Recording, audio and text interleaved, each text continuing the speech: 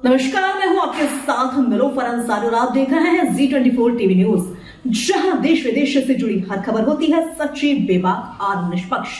तो आइए शुरुआत करते हैं आज की बड़ी खबर से। इस बीच बड़ी खबर जबलपुर से आ रही है। एक्टर और मॉडल से साधी बनी हर्षा रिझारिया का धर्म और सनातन से मोहभंग। जबलपुर में हर्षा रिझारिया ने दिया बड़ा बयान।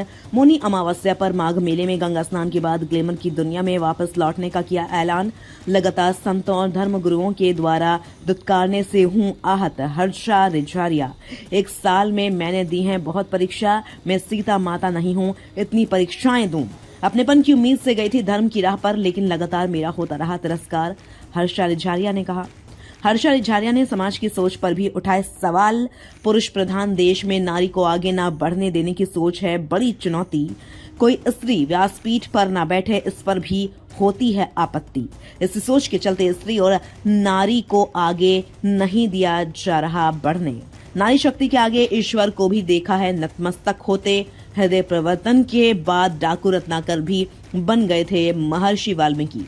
हर्षा रिझारिया ने की हताश होकर फिर से ग्लैमर की दुनिया में वापस जाने की घोषणा। साध्वी बनने पर ऐतराज जताने वालों को हर्षा रिझारिया की चुनौती।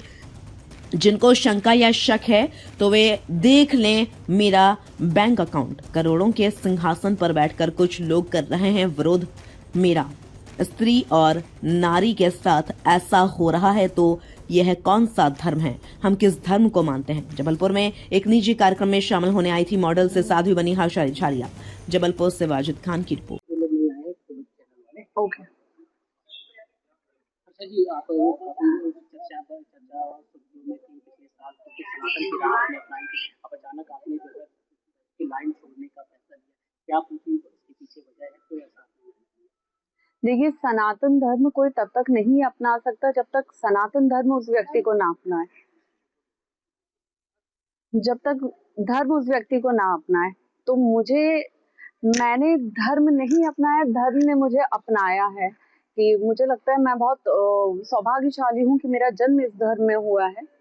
लेकिन अब रही बात इसको छोड़ने की या इस रास्ते से हटने की, मैं अपने धर्म को नहीं छोड़ सकती क्योंकि मैं बहुत गौरवान्वित हूँ कि मेरा इस धर्म में जन्म हुआ है। लेकिन रही बात खुल के उसका प्रचार करने की, जो मैं कर रही थी पिछले 1-1.5 साल से, वो अब मैं उसको यही विराम दूंगी क्योंकि जिन धर्म गुरुओं का हम एक झलक पाना चाहते हैं, जिनके एक झलक पाने को हम अपना सौभाग्य समझते हैं, अपनी किस्मत समझते हैं, उनका आशीर्वाद लेने को अपनी किस्मत समझते हैं, वही अगर कुछ धर्म गुरु एक लड़की के विरोध में खड़े हो जाएं और वो भी लगातार 1 साल तक विरोध करते रहें, तो मैं अकेली कितनी कब तक लड़ूंगी।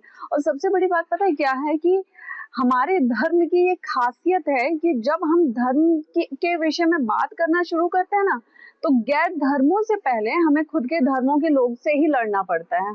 उन्हीं के सवालों का जवाब देना पड़ता है, उन्हीं के पूरे शक को क्लियर करना पड़ता है कि नहीं भाई ऐसा नहीं ऐसा है।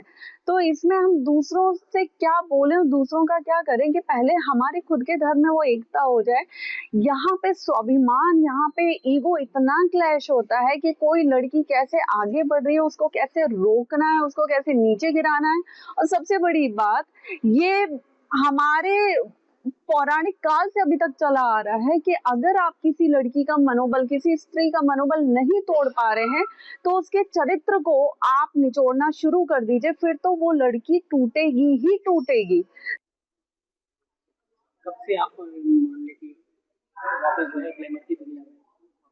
18 तारीख को मौनी अमावस्या के दिन माघ मेला प्रयागराज में मैं अपना स्नान करूंगी। उसके बाद मैं हर हर महादेव बोल दूंगी। पुनर्विचार का कोई ऑप्शन नहीं है? पुनर्विचार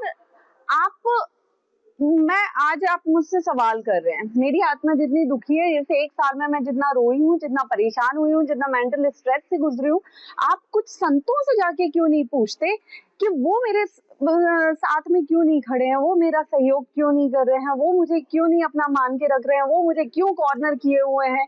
आप उनसे जाके क्यों नहीं पूछते? मुझे लगता है अगर आप लोग उनसे जाके पूछेंगे ना तो ये सारे मुद्दे ही खत्म हो जाएंगे। फिलहाल के लिए इस खबर में इतना ही। देश विदेश से जुड़ी हर खबर देखने के लिए हमारे चैनल Z24 टीवी न्यूज को लाइक करें, सब्सक्राइब करें और हाँ, बेल आइकॉन को दबाना ना भूलें। नमस्कार।